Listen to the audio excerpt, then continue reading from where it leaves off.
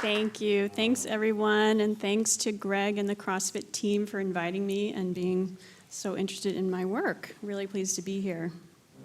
Let's see if I can make this work. So yes, I want to give you a little bit of my personal backstory to begin with. And I was working at Kaiser, as Zoe mentioned, although I was on the administrative side, so I was actually managing dental clinics for Kaiser, and we were really interested in medical dental integration. Type 2 diabetic patients show up in the dental office, and there is the opportunity for dentists to maybe measure blood glucose and partner with Kaiser physicians in managing type 2 diabetic patients. So I went to a dental conference looking at the links between gum disease and diabetes back in 2007. And I was given this brochure, Working Together to Manage Diabetes, and this was designed for dentists in particular. And I noticed that the diet advice, this is what it said, to manage type 2 diabetes, you should increase fiber, limit saturated fats, and salt. And that's what would help control blood glucose, blood pressure, and cholesterol. What's missing? What's missing from that statement? Nothing about sugar. There's nothing about reducing sugar. So that was a little unusual. And this was put out by the CDC, our National Diabetes Education Program.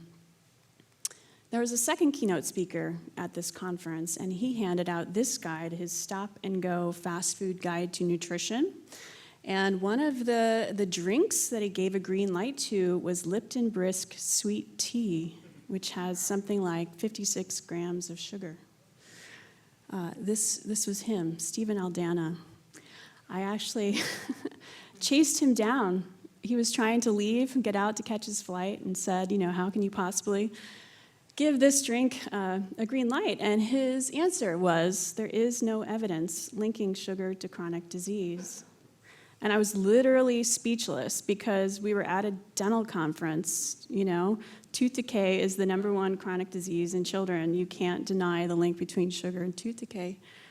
I really had no words, and he just turned around and walked out the door. So that's not what I expected to learn at this dental conference. And so at the time, I had also been reading books by Gary Taubes, who we've heard a lot about here today, as well as Marion Nestle, her book, Food Politics. And if you don't know Marion, she has an amazing blog called Food Politics and has written something like 15 books on the topic. But in her book, she was talking about how the sugar industry had worked to lobby the US dietary guidelines.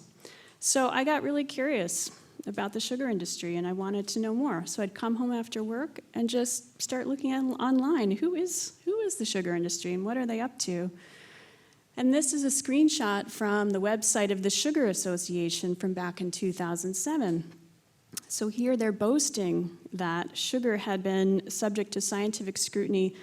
Over 1,000 studies had dispelled the links between sugar, diabetes, hypertension, behavior problems, and obesity.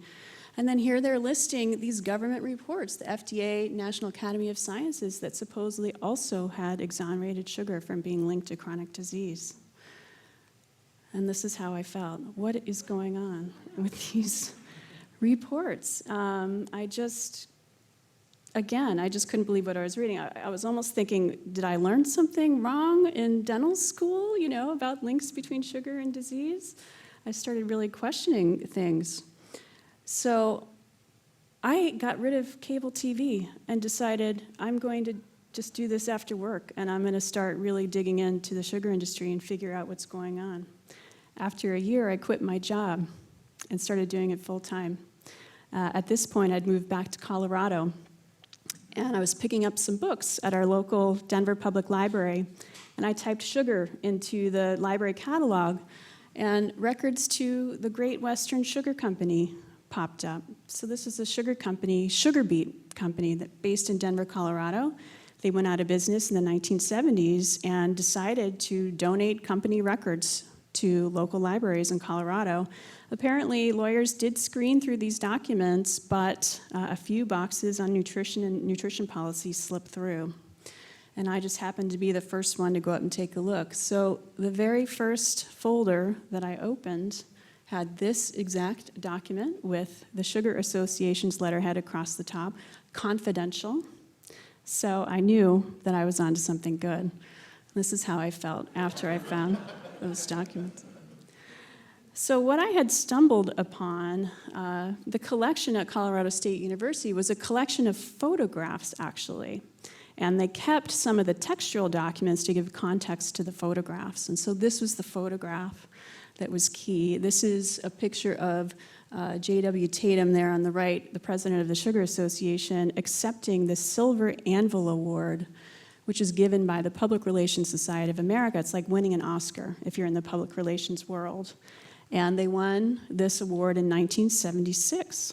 And so I had all the documents kind of supporting what went on with this public relations campaign. But I didn't know how I was going to get the story out because I was a dentist. I wasn't a journalist. I wasn't trained in research. I didn't know how I was going to write about this. So I actually kind of chased down Gary Taubes. I sent him an email, and he didn't write me back. And then I was a little depressed because I thought maybe I really wasn't onto something that good. And then he was on a book tour in Denver for Why We Get Fat. And I went up to him after his talk, and we got to talking and ended up writing an article together. So we had an article that came out in Mother Jones in 2012, and it was telling the story of this 1976 public relations campaign about that Silver Anvil Award. So this, on the left, this is a report from the Sugar Association's Board of Directors. I had their financial statements, all the research projects that they'd funded, all their memos going back and forth between the Sugar Association and executives of the sugar companies. And Zoe was mentioning earlier the 1977 McGovern report. What this one was about was a 1976 Food and Drug Administration report. So while McGovern and his Senate committee were looking at dietary goals, the Food and Drug Administration was actually undergoing a massive review of their list of foods that were considered safe. And sucrose was being reviewed. It had been deemed safe in 1958 without much of a scientific review. 1976 was the first time the FDA was really looking at the evidence to say whether or not sugar was safe. So the industry knew that dietary goals report was going on, but they were more worried about this FDA report. So this article sort of tells the story of everything that they did to influence that report. Here's a quote from this board of directors meeting saying, "The fact that no confirmed scientific evidence links sugar to the death-dealing diseases is the lifeblood of the Sugar Association," just to give you a sense for their motivation.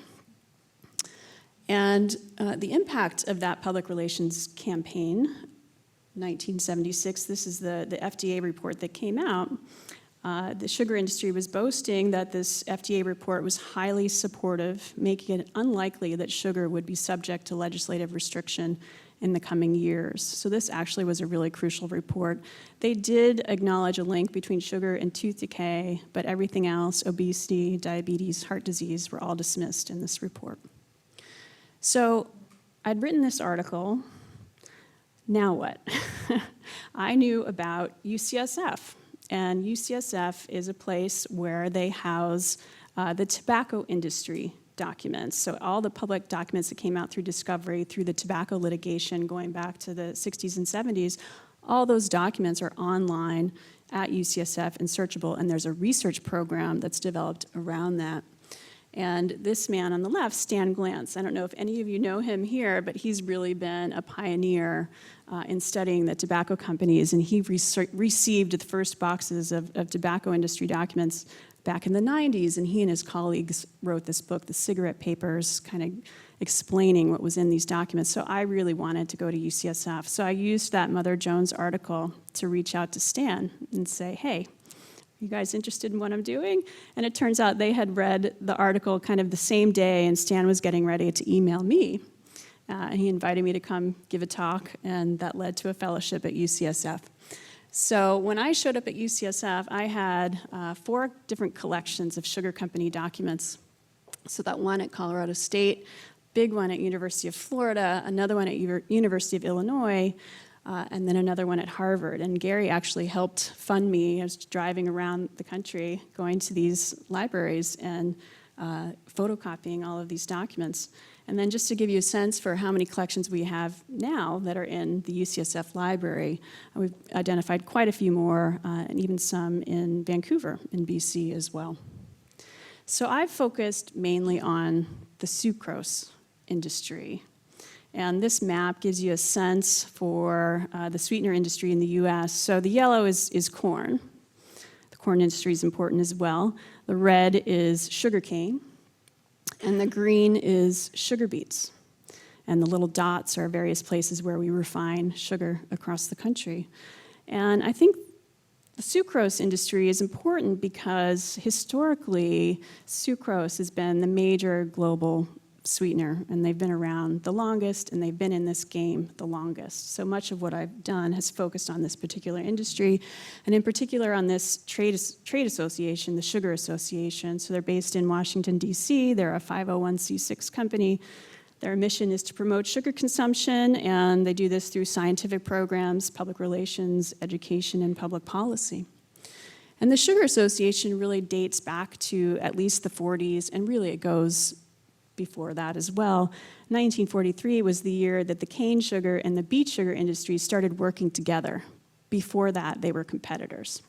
So in 1943, they started working together, and they were first known as the Sugar Research Foundation, and they've evolved in all kinds of different ways. They were international to begin with, but they really went international in the 1960s. And now there's the World Sugar Research Organization that's based in London, and the US version, the Sugar Association. And these are all the World Sugar Research Organization members all over the world. So all the countries that have any kind of a cane sugar or beet sugar business all have a membership in this World Sugar Research Organization. And Coca-Cola has been a member on and off, as has the International Life Sciences Institute. And this is just a screenshot of our food industry documents archive as it is now at UCSF. You can just Google Industry Documents Library. So we've got our tobacco collection. We actually also have a drug pharmaceutical collection. We have a chemical collection, which Caries documents are in. Many of the ones that she talked about are there. And then now our food library, which we launched in November 2018. So I'm going to just give you some of our highlights, some of our papers. Some of our key findings, but actually one thing I want to point out is now with all these different libraries online, they're also cross-searchable. So you could type in sugar and something from the tobacco industry might pop up. And this is an example of that. So this is from the Tobacco Industry Documents Library. This is Robert Hockett. He was the Sugar Research Foundation's first scientific director. He worked for them between 1943 and about 1952. The date of this letter is 1954. This is the year that the tobacco companies started to get very nervous about the links between smoking and cancer, and they hired Hill & Knowlton, a public relations firm, to help them be part of the solution. And they made this big announcement in newspapers all over the country in 1954 that they were going to form this thing called the Tobacco Industry Research Committee that was going to help, improve health. But really we know that they were casting doubt on the links between smoking and cancer. So this letter Robert Hockett wrote to the Tobacco Industry Research Committee, and he told them that 10 years ago, a very similar organization, the Sugar Research Foundation, was formed to investigate charges that refined sugar is a primary cause of diabetes, tooth decay, polio, B vitamin deficiencies, and obesity. And then he had organized and directed research projects in medical schools, hospitals, universities, and colleges, which had exonerated sugar of most of the charges that had been laid against it. And then he went on to say that the problems of the cigarette industry are so similar to the problems of the sugar industry that I believe that I could do good work for you. And indeed, they hired him, and he became their assistant scientific director. So it could be that the sugar industry was in this game even before the tobacco industry. So a couple of our papers here. So this was the first paper that I wrote with my colleagues Stan Glantz and Laura Schmidt when I was a fellow. And since I'm a dentist, when I had been working on the Mother Jones article, I kept seeing all these references to tooth decay, which you might hear me say dental caries. That's another word for tooth decay. And so, I wanted to understand what was the sugar industry up to. I mean, clearly we know the links between sugar and tooth decay, but what had the sugar industry been doing in this realm? And so this is from one of their annual reports in 1950. So they actually had a tooth decay research program, and they said the ultimate aim of their foundation was to discover effective means of controlling tooth decay by methods other than restricting carbohydrate intake. So that was pretty clear what they were up to. I looked a little more closely at some of their studies from 1967 to 1970. And here they were actually also collaborating with the chocolate and confectionery industry. So the money that I saw the sugar industry putting into these studies was actually only 4% of the overall budget.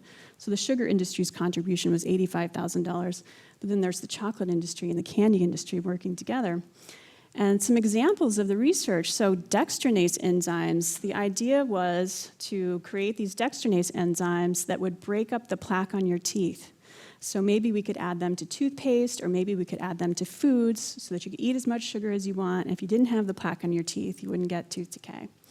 The other one was a dental caries vaccine. Maybe we can vaccinate for tooth decay. And they dumped a lot of money into this. In fact, people are still trying to come up with a vaccine. This is never going to happen because it's not just one bacteria that causes tooth decay. It's a whole multitude. Anyway, so this is an example of the type of research that they were trying to promote. And then we also found that this time period is actually really critical for research related to tooth decay. So our National Institutes of Health has a dental institute. And in the 1970s, they announced this program called the National Caries Program. And this is a clip from the New York Times writing about this program. And the announcement was, we're going to halt tooth decay, within a decade. And actually, how often do you hear that? We're going to end obesity within a generation. We're going to end this in a decade. So here they're saying we're going to end tooth decay within a decade. And so I actually found that the sugar industry was quite interested in this program and cultivated relationships with NIH leaders, pulled together, their own research to inform the research priorities, and in fact sent them a report. So the left-hand side is the sugar industry report on what they thought the research priorities should be. And on the right, this is the document that the NIH put out on their final research priorities, and I compared the two. So 78% of the sugar industry report ended up being incorporated into our research priorities for tooth decay in the 1970s, and much of it was verbatim. So here's a quote on the left side, but since it's not practicable to replace sucrose in our diet, can anything be added to mitigate its karyogenicity? That just means make it less cavity-causing. Phosphates are a possible answer. If it's not practicable to replace sucrose in our diet, can anything be added to the diet to mitigate its karyogenicity? Phosphates are a possible answer. So I was just blown away by this, that the sugar industry's report would be incorporated into our dental caries research priorities. This is our federal funding agency influencing what people are researching in this field. And all the non-dietary intervention research was really de-emphasized. And this is actually a really critical time period because that FDA report that I mentioned, where it did acknowledge a link between sugar and tooth decay, that could have informed advertising restrictions. So in the 70s, the Federal Trade Commission, they were actually really looking at trying to limit advertising of sugary breakfast cereals to kids. But the main health reason was tooth decay.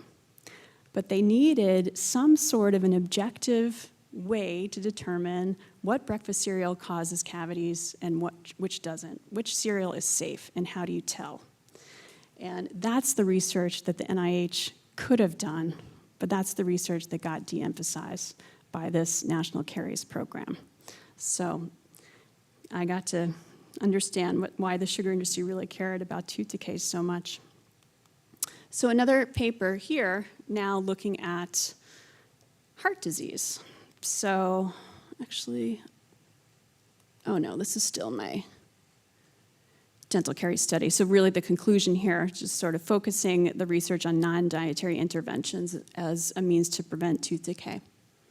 So switching gears to some of their heart disease projects. So the next paper I looked at, I wanted to understand why the sugar industry was funding heart disease research, and they really got interested in this area in 1965, and they funded 9 different projects, spending about $700,000 in today's dollars. And that first project was a literature review. So I decided, okay, let's dig into that and see what they were up to. And we heard a little bit from Jim about the diet-heart hypothesis in the 1950s. This is when the evidence was coming out linking saturated fat to heart disease, and the idea of the low-fat diet was really gaining traction. And this is the president of the Sugar Research Foundation talking to a group of sugar beet growers, talking about an economic opportunity that he saw in the low-fat diet. So if the American public switched to a low-fat diet, this change would mean an increase in the per capita consumption of sugar by more than a third. So they were getting very excited about the potential of a low-fat diet back in the 1950s. But they weren't really doing much in heart disease research at that point, but they were watching very closely. So Vice President John Hickson of the Sugar Research Foundation started to notice an uptick of research starting to question the role of sucrose in heart disease. So between 1962 and 1964, he reported that from a number of laboratories of greater or lesser repute, there are flowing reports that sugar is a less desirable dietary source of calories than other carbohydrates, in particular coming from Professor John Yudkin. But they still weren't quite ready to act until 1965, when there was a surge in media attention. So it was the media attention that really was a big factor. So this article came out in the New York Herald Tribune, which was a competitor to the New York Times. That's not around anymore. And it was this big two-page spread on studies that had come out in the Annals of Maternal Medicine. And it was talking about, briefly, it may be the sugar you eat rather than or in addition to the type of fat in your diet that increases your risk of heart attack. Up to now, the sugar hypothesis had been mainly theoretical, supported by only a few studies. So what these new studies did, in the past, the biomarker that was of most concern was total cholesterol, serum cholesterol.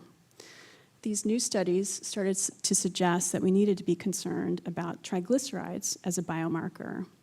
And these studies showed that overconsumption of sugar could cause elevated triglycerides.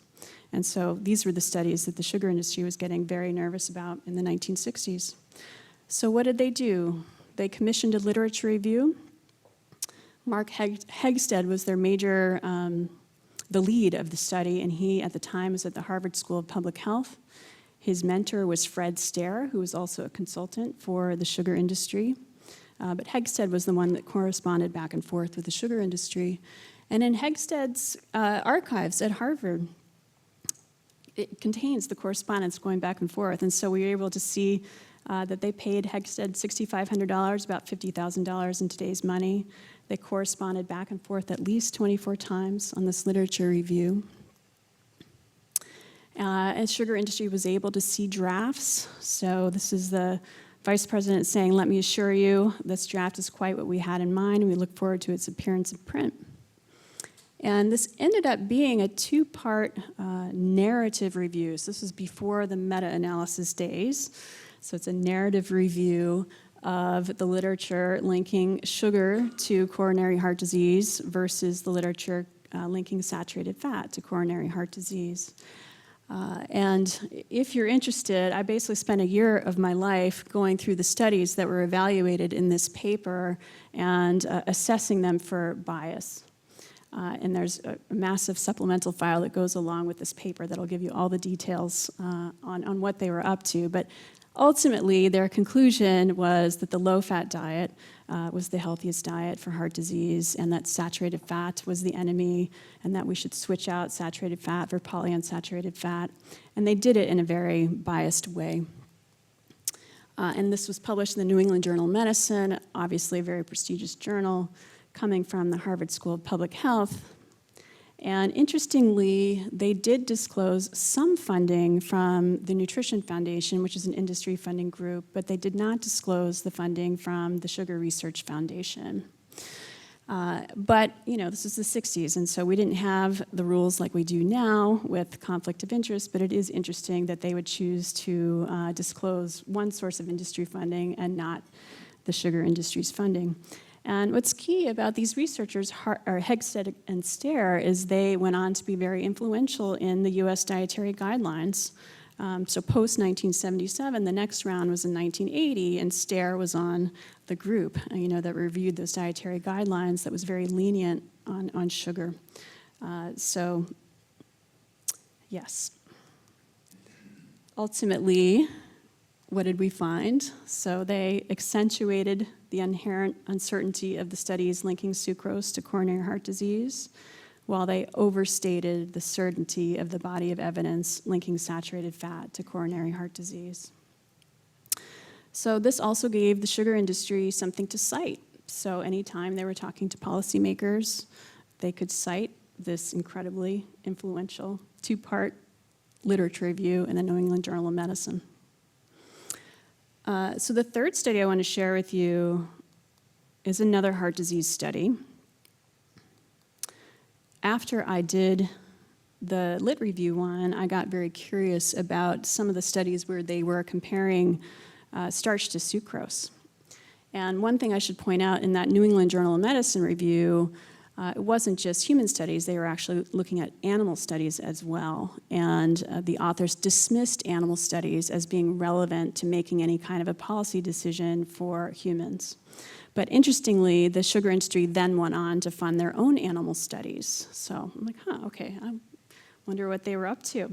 So I looked at Project 259, which they called the effect of dietary carbohydrate load on blood lipid level in germ-free rats. So back then, the technology to be able to study rats that did not have a gut microbiome had just been developed. They were very expensive and complicated studies, and they still are, but the sugar industry was really interested in this, and they wanted to feed rats high sucrose versus high starch, and do this with rats that had a normal gut microbiome, and do it with rats that didn't have bacteria, and compare them and see if there was a difference. Ultimately, what they found was that there was a link between the bacteria in the small intestine. And so to get that triglyceride response in the rats, you had to have the bacteria in the small intestine to get the triglyceride response.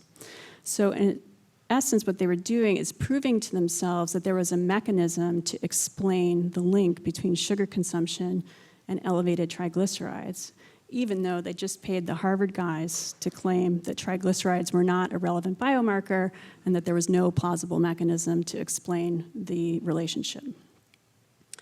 So this was a 2-year study that wasn't 100% completed. So the lead researcher, Walter Pover, was updating the sugar industry periodically, and he wrote to them saying that he was really close. He just needed something like 16 more weeks and needed to extend his funding. And the sugar industry considered that, and amongst themselves, they were ranking the projects that they'd been funding in heart disease, and ranked Pover's project as having nil value to the sugar industry after getting those initial results. It wasn't going to be supporting the PR message that they were really interested in. So they did not give him that extra funding, and his results were never published. So this is an example, of the sugar industry exploring for themselves these plausible mechanisms and then keeping it to themselves. When we published this paper, several reporters contacted the sugar industry for their comment, and they actually said, well, gee, if Dr. Kearns had just contacted us, we would have given her some more documents that could have helped explain kind of what we were up to, and they actually gave this reporter this one document, and I asked him, I said, did you actually read what they gave you? Because I think it made their case worse. So here's what it said. It says, this is them talking amongst themselves. Of interest are the human implications. It could be that those people showing extreme sucrose-induced hyperlipemia are harboring an atypical intestinal flora. So an example here of what did the sugar industry know and when did they know it? The results suggested that gut microbiota might have a causal role in carbohydrate-induced hypertriglyceridemia. And I actually forgot to mention another finding. So they had an incidental finding as part of this study. They were just sort of looking at all different kinds of things that they could measure in these rats. And they looked at the urine. And they found that there was a difference in beta-glucuronidase between the high-starch-fed rats and the high-sugar-fed rats. And beta-glucuronidase had been linked to bladder cancer at the time. And so they were also talking amongst themselves that, oh, isn't this interesting? We found this bladder cancer biomarker related to a high-sugar diet. And the regulations at the time, certainly the results would have strengthened the case that the CHD risk of sucrose was higher than starch, but also it would have been likely that sucrose might have been scrutinized as a potential carcinogen, because this was the time period when the FDA was also really looking at artificial sweeteners. And there was an artificial sweetener, a class of sweeteners called cyclamates at the time, and it was the bladder cancer results that were the most definitive in linking cyclamates to bladder cancer. And so had these bladder cancer-related sucrose results been made public, the FDA might have scrutinized sugar even more heavily. So just want to give you an idea of the impact of some of these studies. So we've gotten a lot of media attention, which has been wonderful. So some of our research results have been picked up by the New York Times, made it in newspapers all over the world. So it's wonderful to get those messages out to the public. But it's also had an impact in places like the World Health Organization. So this is Dr. Margaret Chan, and she actually quoted our work when talking about public-private partnerships with the food industry and policymaking organizations like the World Health Organization. But we're not quite there yet. When we talk about the tobacco industry is no longer invited to the table in places like the WHO or the UN. But the food industry still is. We still talk about the food industry as being part of the solution, that we can't make the changes that we need to make without working together with the food industry. The food industry, that's a really big term. The tobacco industry, it's much easier to kind of single out tobacco companies. The food industry is very broad. But I think that, it's fair to say that the sugar industry, the sugary food and beverage industry shouldn't be at the table, but they still are. The National Academy of Sciences, I had the chance to be part of a talk looking at trust in nutrition science. It was actually an education to me to really understand that the National Academy of Sciences really isn't a federal agency. It's a private organization, and it's also heavily funded by the food and beverage industry. So there I was at the table for this particular event, and I'm sitting there with all the representatives of the food and beverage industry. And this could be one explanation by some of those Institute of Medicine reports that have exonerated sugar. If you look at the sponsors, they are sponsored by companies like Mars, for example, the global candy manufacturer. I've also now had the chance to work with some collaborators on a series in The Lancet looking at oral health and getting more serious about the links between sugar and oral health. You would think that dentists would be out there leading the charge, but we're not. The American Dental Association doesn't support soda taxes. The American Dental Association is still waiting for more evidence to take action on a policy standpoint. We're fine with doing dietary counseling, in clinical practice, but when it comes to really standing up on the policy level, we still have a long ways to go. And I know Rob's been working with some dental organizations, and we're starting to see some action, but we're not as active as we should be. And so this Lancet group is actually really exciting because this whole series looked at a lot of things having to do with oral health, but it really looked at the sugar industry and what we're calling now commercial determinants of health. And so this really had a focus on commercial determinants of health, and there will be now a commission going forward that will be doing more research and getting more serious about taking those on. And then I also just participated in a side event at the United Nations related to oral health, but here just sort of to demonstrate dentistry kind of being stuck in the mud. We had global leaders from oral health there, and we had a panel. We had panels on both sides, so pro public-private partnerships and against public-private partnerships, and you can guess the side that I'm on. And I was together with Marion Nestle and Nina Renshaw from the NCD Alliance and Cheryl Hilton from the tobacco world. And people from my own profession were calling us conspiracy theorists and challenging us and just saying some not very nice things. And it's really kind of disheartening to see that. And so when the dentists, when the most visible health effect of sugar aren't up there leading the charge, then something's really wrong. So where am I going next? Just to give you a sense for how much more there is to do. This is just looking at the Sugar Research Foundation and their public health projects that they sponsored between 1943 and 1972. Number of projects, so just on nutrition, 11, cardiovascular disease, 9, 15 different tooth decay projects, 8 different diabetes projects, et cetera. And these all led to hundreds of publications. There's over 300 publications that came out. And I've really only written about a handful of these publications. So there's much, much more to do here. And now that these documents are online, anyone can look at this. And so hopefully, if this is something that you're interested in and you want to know more, you'll take a look at the archive for yourself.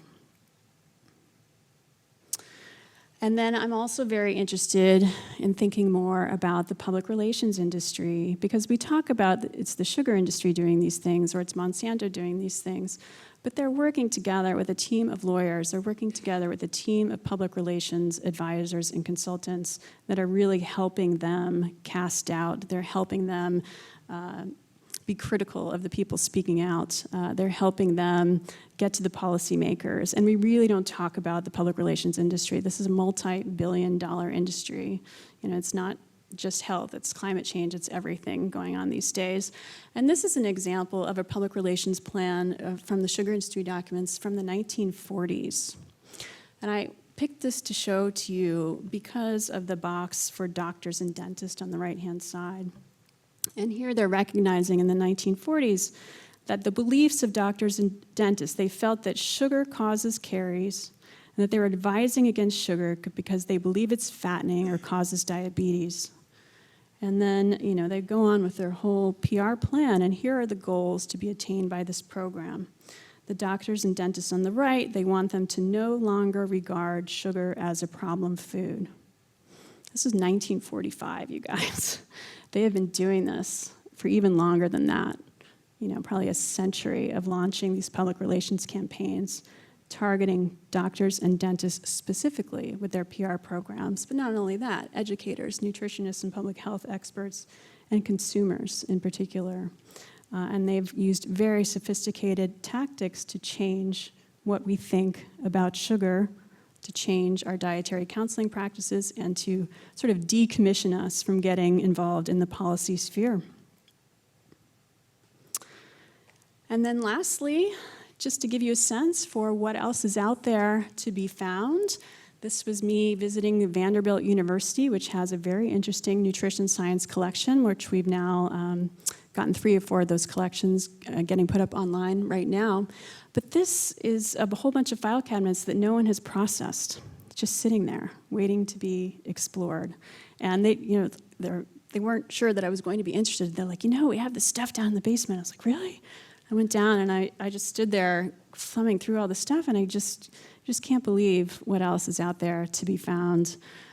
This was a time, 50s, 60s, 70s, all really important times for when the evidence base was forming on a lot of the dietary guidance that we get now. And it was before computers. Everything was on paper. All of these scientists that were consulting for the various industries, they were writing back and forth, typewriters. And they kept all of that information, and they ended up, in lots of cases, donating it to their universities. And so there's just a ton more information out there to be found. And so stay tuned. There's a lot more to explore. And yes, that's all I have for you. Thanks so much.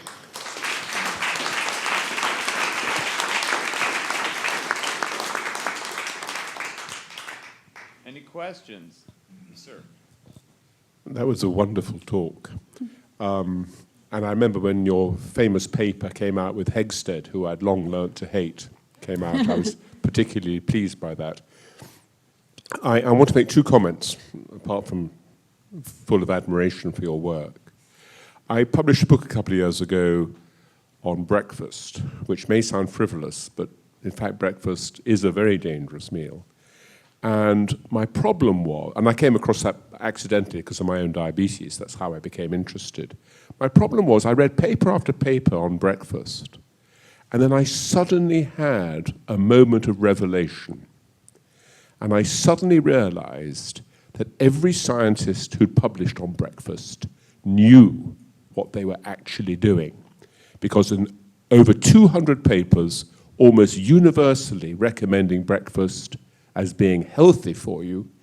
And then once I learned what the tricks were, and I could learn to anticipate, there are 3 or 4 tricks in breakfast science. All these papers, of course, are funded by Kellogg's or General Mills, or they don't tell you who funds them. I suddenly realized the entire breakfast scientific community was made up of scientists who knew what tricks they were playing. And so to answer your question, I think one of the fundamental problems is it comes from the economists who've told us ever since 1945 that governments should fund science to support industry, which is a myth. But that is a very powerful myth that universities find very convenient. My belief is that government funding of science should be in opposition to industry.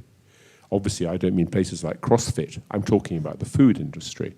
And that you either work for a government laboratory and get proper rewards and proper funding, or you go over to the dark side.